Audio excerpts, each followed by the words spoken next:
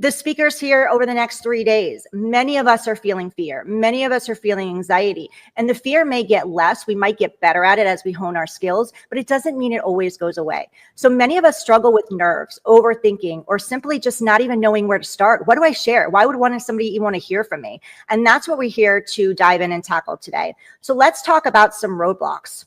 The first one I want to talk about is fear, because it's really important we understand what the fear is that's showing up for us in order to be able to move through it. For me, it was fear of judgment. Maybe that's what you have too. What are they going to think about me? What are these moms that I were friends with at my children's school and were with day in and day out? What are they going to think about me? Who is this woman who is a stay-at-home mom, not working, not creating income, and now she's trying to build a business online? What the heck? What fear of ridicule? Are people going to make fun of me? Imposter syndrome. Who am I to even be doing this? Right? There's so many people better than me out there. Perfectionism. Hi, my name is Heidi. I'm a recovering perfectionist. So if that's you, perfectionism stalled me in my tracks because I thought I had to have everything perfect before I put it out there, until I learned messy makes me millions. If you don't know that mantra, write it down, stick it on a sticky, and read it every day. Also, fear of failure. Am I going to fall flat on my face? And on the flip side, some people have fear of success. What if I do crush it? Am I going to be able to maintain that? Are people in my life still going to like me as knowing that I'm creating this success? There's also, if you have any of those, I want you to know what they are and feel free to share it with us. And then we want to know where that stemmed from. For many of us, it stems from our childhood. For me, I was told growing up, your children are seen and not heard. Well, now as an adult and I look back on that, if I couldn't be heard, was I really seen?